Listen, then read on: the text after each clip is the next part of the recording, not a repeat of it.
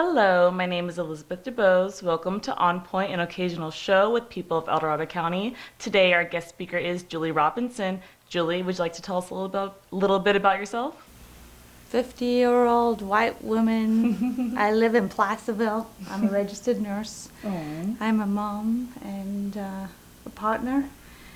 And I feel a lifetime stander-upper for my friends who happen to have a brown skin. Mm-hmm. How did you first become involved in this present day civil rights movement that is happening locally in Placerville? I think I'll start with Trump's election and that causing quite a lot of depression in me. I felt very, very sad and scared, and it felt like a place that I'd been through before and seeing bad things in the horizon. And then I stumbled upon the El Dorado Progressives Facebook page and discovered there were other people who felt the same, and went to a few meetings and then Women's March, and I had to participate purely for my mental health initially, in that I needed hope. I needed to not feel alone, and I needed to do something because I really hate feeling like a victim. It just spirals down, and this way felt less victimy. And I can already feel that this movement is very important to you, but why is this movement important to you, and why do you feel like it's time for people to wake up and finally listen? That's the biggest problem right now, is getting people to listen and to not stay so set in their belief systems. And I kind of almost am a little depressed that it's almost impossible. And I've got to shift that thinking to believe that we are going to get heard. Why am I so impassioned about it? I grew up in Zimbabwe. I was pretty much raised, I'm going to try not to cry. I was pretty much raised by my African nanny. And she was incredibly nurturing to me and kind to me, where my parents were distant, where she would cuddle me into her body. And not just her, but my whole experience in Zimbabwe, I felt I only had positive experience with African people. Like a small thing, I remember falling off my bicycle, riding home, and there was always people on the street and people rushing up over to me. Oh, hey, okay, don't cry. And I just have had that feeling of always being nurtured and supported, and it's got to go both ways. So you lived through apartheid in South Africa and its dissolution. What do you see as the challenges the United States faces in dealing with racism, and where do you see the United States now?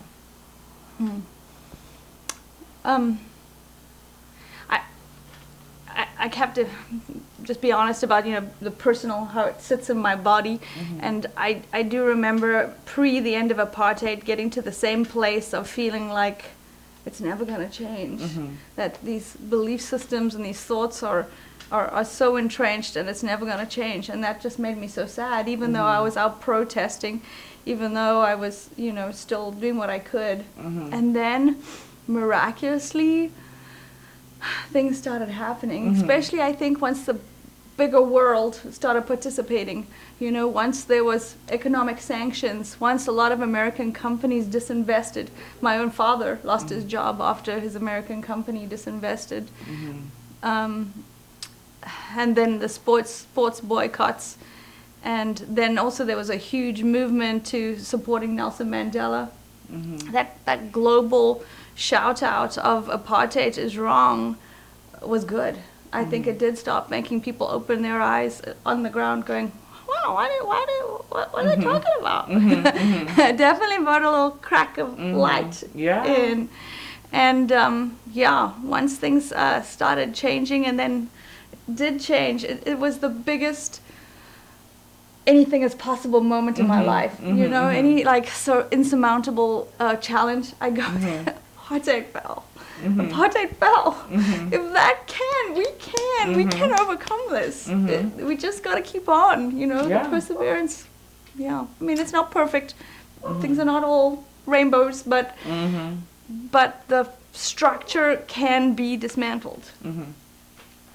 How do you see race relations differ between South Africa and the USA?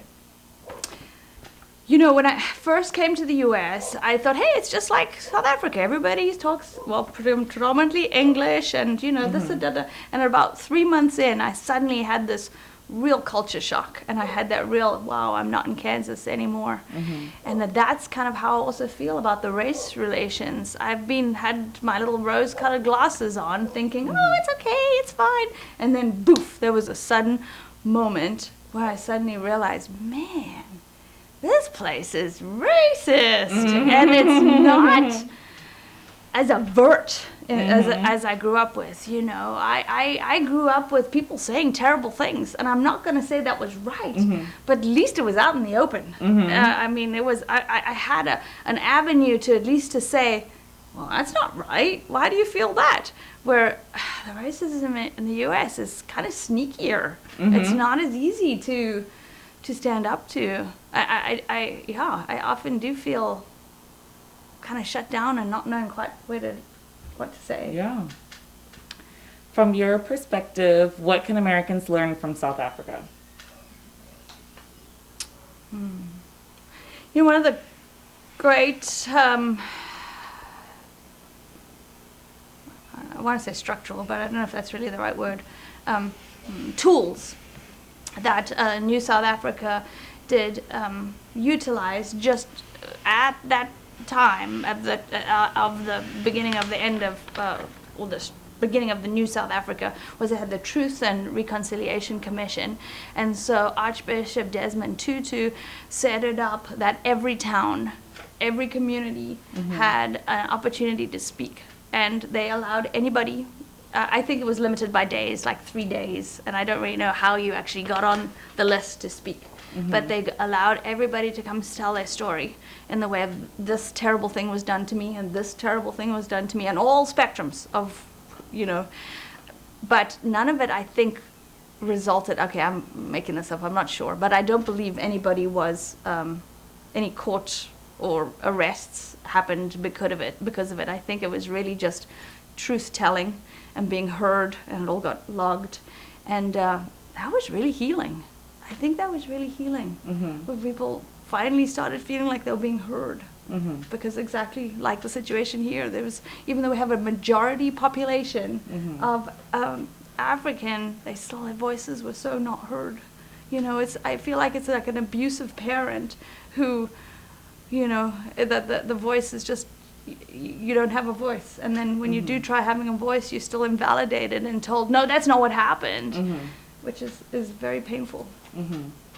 So you mentioned earlier that you have children. How old are they, and how do you feel like they're being affected by what's going on right now with racism or feeling discrimination? And they might not feel the racism themselves, but how, just the topic of it, how are they handling, and how are you handling the situation too? So I've got a nearly 22-year-old son. He's in Anchorage, and he's in the Air Force, and he's an introvert. He's quiet.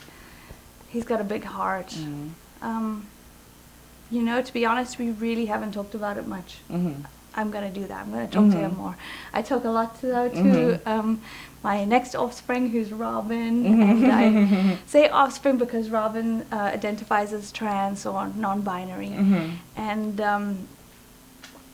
Robin has a lot to say about it. She calls herself a commie bastard. And, her best friend at school was Annika, and I used to enjoy being with Annika, and she used to always say, Julie, I drive around Placerville, I never see black people, and then when I do, I'm like, hey, I'm here, and she says, I want my people, and I'm like, gosh, I know that feeling. I've had a little moment of that feeling by being an immigrant and by being alone and being separate and being gay and being, you know, that little moment of feeling alone and separate. And yeah, Rob, yeah, she definitely wants to do whatever they can to support Black Lives Matter, and they definitely want a new USA.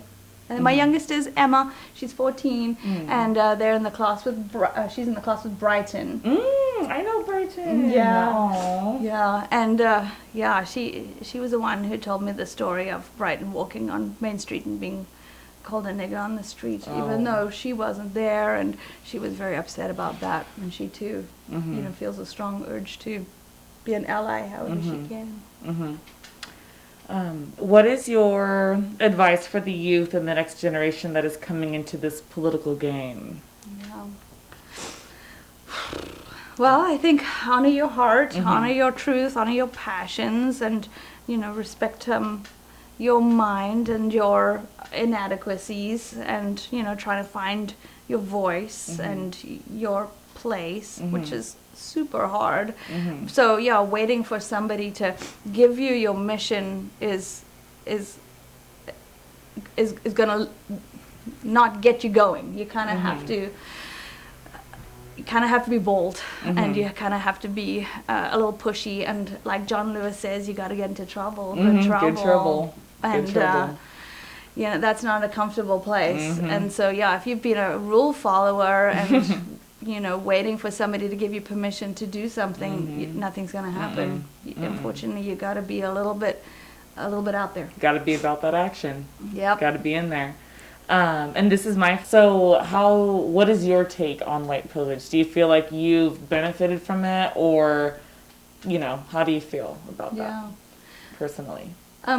I was watching a video by Dawn Dancer, who's a British woman who has been talking about racism, and she was saying that the grandfather of racism is white privilege, and that a lot of whites are completely clueless and are unaware of their privilege.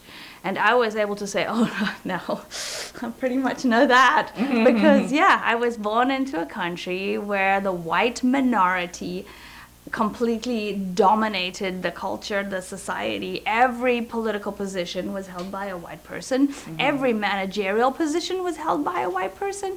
And I had, as a white child, power over Africans in my home who were adults, and I was just a little kid. So I was very aware of the power just being so disproportionate. And our Zimbabwe, our country, was stolen from the inhabitants. The land was raped by the invaders, all the mining. Yes, huge amount of infrastructure was created, but it was all to move their products to make their profit. How many roads went to sacred traditional areas? I don't think so many. It was all about moving the product, getting it to the ports. Yeah, I'm very aware of white privilege. And for a lot of years, to be honest, I felt guilty about it. I felt shitty. The white guilt? I did. I did have white guilt. I did. And at some point, I was like, it's just a fact of my life. Like a lot of people just have to deal with the facts of their lives, and just try to use my voice and my experience to stand up for good. Awesome. What do you feel like the people of Placerville who have been here for about 50 plus years, who are the more kind-hearted people, and they feel like the white privilege has kind of swept over their heads, how do we approach that, and how do we make them aware of white privilege for them? It is super hard, because people are straight away will become defensive, and they'll straight away focus on the tough things they've been through, because everybody's been through tough things. But luckily, I recently went through a little inward process myself through the book, So You Want to Talk About Race. And she does an excellent example of her own experience of recognizing her privilege. The writer does, and encourages you to do the same. And she said the rule is you're not allowed to put any and buts, only the positive. And man, my list was long, and I felt an incredible gratitude, and I actually did phone my dad and tell him, oh my gosh, you have given me so much, and I'm really grateful for that, which is kind of sad because I'm 50, and I don't think I've told him that before. But if I could try have one-to-one communications or connections with people to try and have them go through that process too, and try contrast that to maybe some of our guys in prison. I don't know if you guys have seen that video where they say, if this has happened to you, take one step Yes, in. yep. With all the kids going forward, Yeah. and the ones that are left behind are the African American children. The ones that are farthest ahead are the white children. Yeah. Yes, I've seen that. Yeah. Seeing the amount of people who've, grown up in single parent homes, a lot of parents, working extreme amount of hours, the amount of kids growing up with mental illness within their families, the amount of kids growing up hungry, and there's been a lot of people who've struggled, and it's been so disproportionately in the African American community. It's not just individual families where families have been blamed. It's all that whole victim blaming craziness where, pull yourself up by your bootstraps. But the deck of cards is so weighted where there's just no way to overcome that. And people are just ignorant to those facts. So it just needs to be education. Yeah. But boy, I don't know how we do that education except for one-on-one connections. Here's your final question. Do you believe that there is enough hope and change for the future, or are you hesitant to move forward? You know what gives me great hope right now is, well, all of you, as well as someone like Tracy Bunch running for Placerville. I feel really a strong feeling that Placerville is going to emerge from this noose issue way better outcome than anybody's ever going to expect. Yes, we're going to make national news, but the end conclusion is going to be unexpected, and it's going to be good, and it's going to be unity and community, and I have this hope, I have this knowing that it's going to be great. So I'm right there behind Mr. Tracy Bunch, and I'm really, really excited for the future. Me too. Me too. This is an occasional series, so please watch out for the next show. I'm Elizabeth DeBose. Thank you for watching.